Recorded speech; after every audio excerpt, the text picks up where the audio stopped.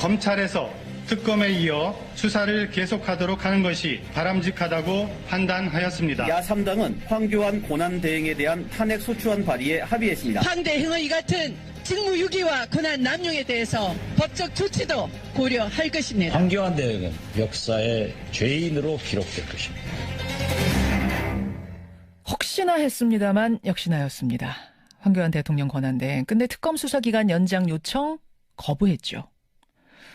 정치권에서 가장 먼저 박근혜 대통령 탄핵 주장했던 사람 여러분 기억하세요? 더불어민주당 대선주자 이재명 성남시장이었습니다. 이번에도 역시 대선주자 가운데 제일 먼저 황교안 대행에 대한 탄핵, 또 정세균 국회의장의 직권상정을 촉구하고 나섰습니다. 이재명 성남시장 직접 만나보죠. 이 시장님 네. 안녕하세요. 네, 안녕하세요. 이재명입니다. 황 대행이 특검 연장을 거부하자마자 곧바로 네. 탄핵해야 한다 이러셨어요. 저는 이번이 아니라 저번 박근혜 대통령 탄핵 당시에 예. 황교안도 동시에 탄핵해야 된다고 말씀드렸었죠. 그때도 그러셨어요.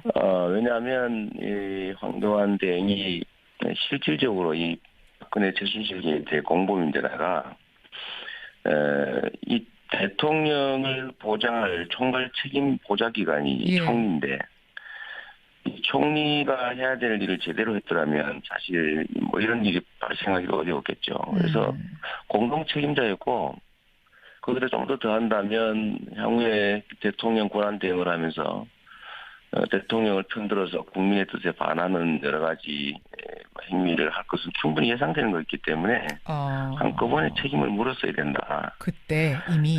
그때도 얘기했었고요. 이게 뭐 연장 승인을 거부할 것은 뭐 99.999% 이미 예상된 거였는데 아하.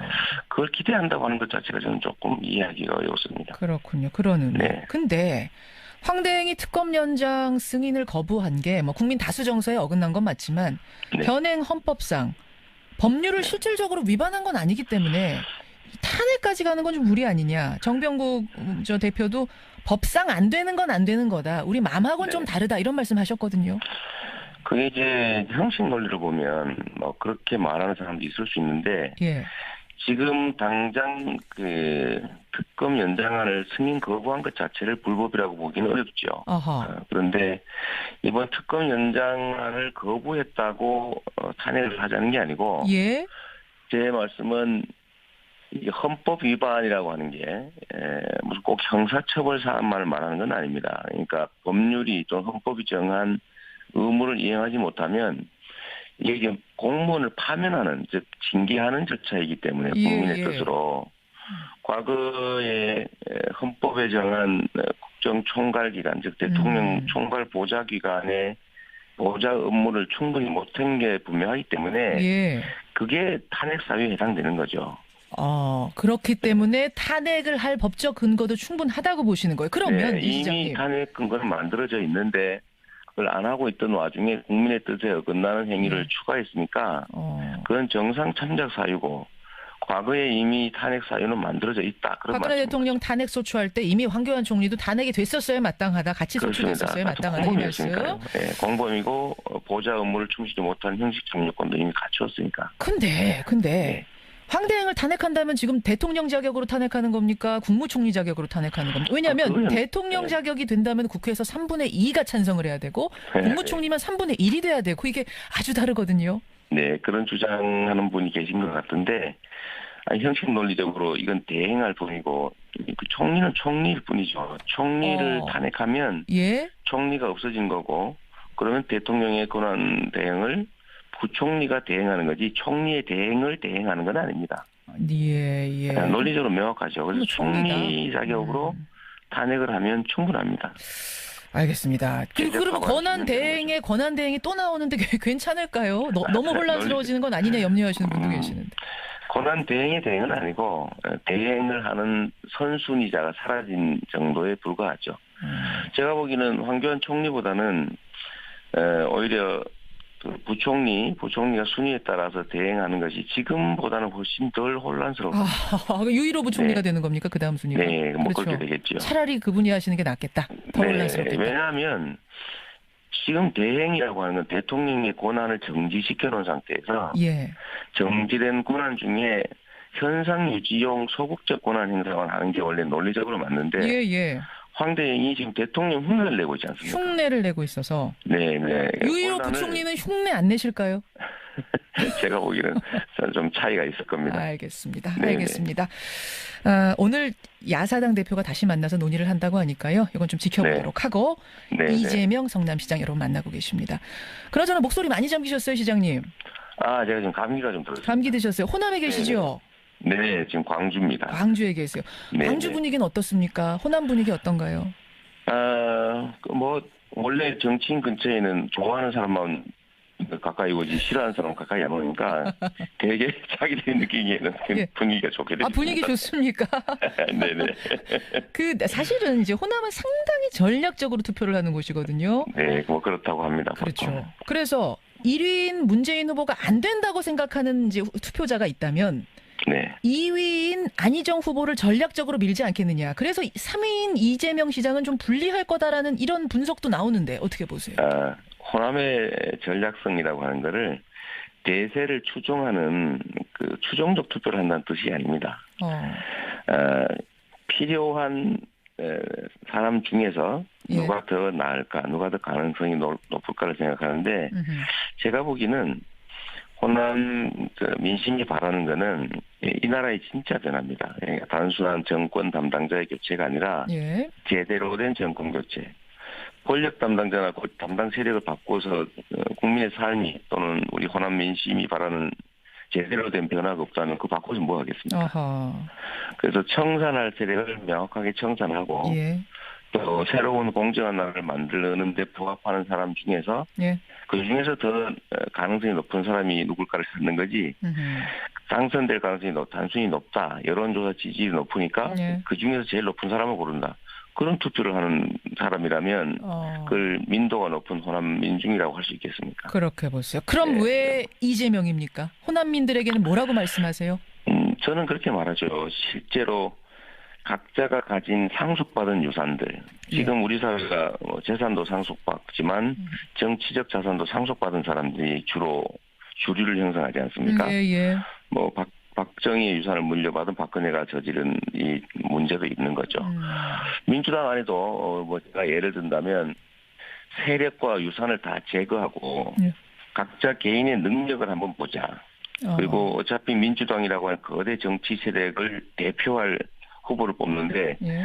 그 후보가 개인적 유산이 얼마나 많은지 세력이 얼마나 많은지가 무슨 의미가 있겠습니까? 오히려 그 내용을 철저히 들여다보고 이 민주당이라고 하는 거대 정치 세력을 대표해서 예. 제대로 할 사람을 뽑는다면 예를 들어서 평산돼야 될 사람들과 손잡고 연정을 하겠다, 대연정을 하겠다고 하는 것이나 또는 우리 사회의 이 혼란의 가장 근본적 원인이라고 할 수 있는 재벌과 같은 거대 기득권 세력들과 손을 잡거나 그들에게 가까운 그런 분들보다는 예. 그래도 아무런 유산 없이 세력 없이 그냥 흑수저로 정치계에서 살아남아서 여기까지 달려온 예. 가능성이 훨씬 큰 이재명을 선택할 거라고 저는 믿습니다. 그러니까 뒷배경 다 제거하고 뒤에 후광 다 제거하고 그 사람 하나만 놓고 봤을 땐 나를 뽑아주실 그렇죠. 것이다.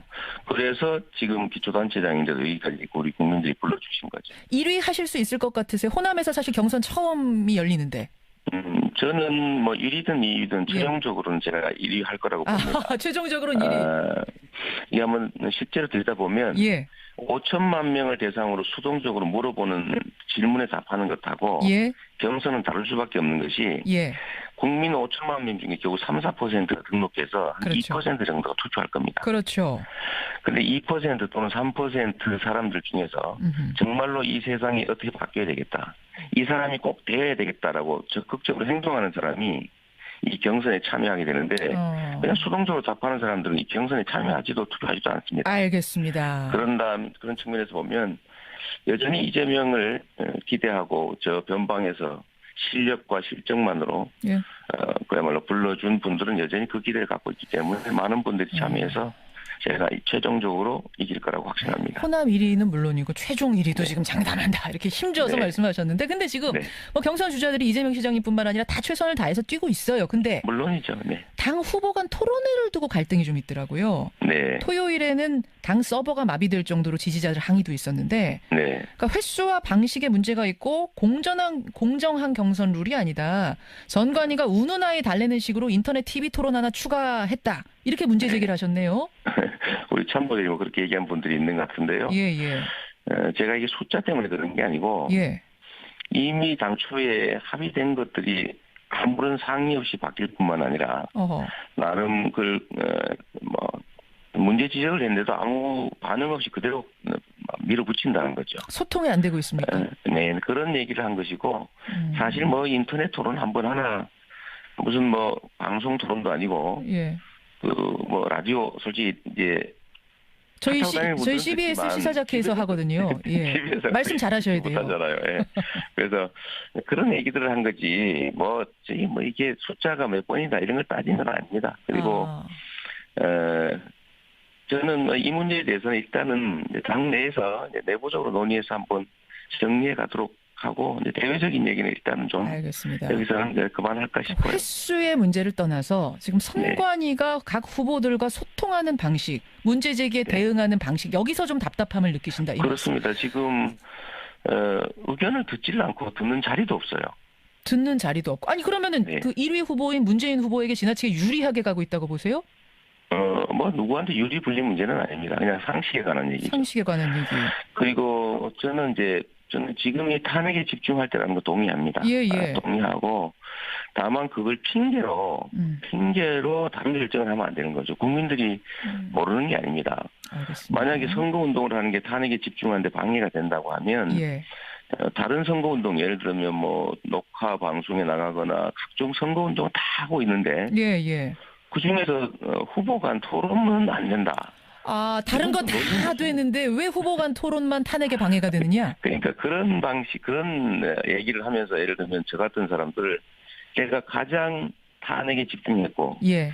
지금도 다른 어떤 것보다도 탄핵과 퇴진운동, 국정정상화라고 하는데 노력하는 정치인인 거 분명한데 저를 마치 사적 이익을 위해서 공적 목표를 상실한 탄핵을 집중하지 알겠습니다. 않고 사적 이익을 노리기 위해서 그런 데 연연하는 사람으로 밀어붙이고 이런 부분들이 참으로 섭섭하지요.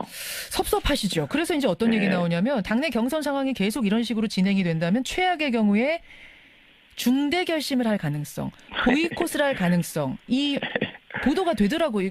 고려해 있습니까? 그러지 않습니다. 저야 민주당 안에 하나의 팀으로 참여하는 거고 그 과정에서 약간의 섭섭한 점이 있더라도 그걸 내부적으로 해결하고 가야 되고 그렇다고 해서 제가 그 정권 격차의 대의라고 하는 것을 버릴 수는 없습니다. 알겠습니다. 제가 그걸 위해서 제가 대통령이 되기 위해서 노력하는 사람이 아니라 이 사회를 공정하게 바꾸는데 대통령이 가진 권한이 필요해서 이 경기에 참여했고 그런데 그 대통령이 권한을 갖는 것보다는 정권 교체가 더 큰 가치인데 거기에 훼손을 줄 수는 없는 겁니다. 중대 결심이란 말은 이건 너무 지나친 과잉 해석이다. 참모들 중에 일부 아마 화나니 그런 얘기하는 분이 있을 수도 있는데 그건 또 하지 말라고 제가 얘기해놨습니다. 7002님이요. 이재명 시장이 감기 조심하세요. 지지자가 문자 주셨는데 감기 조심하시고요. 목소리 관리 잘하시고요. 오늘 고맙습니다.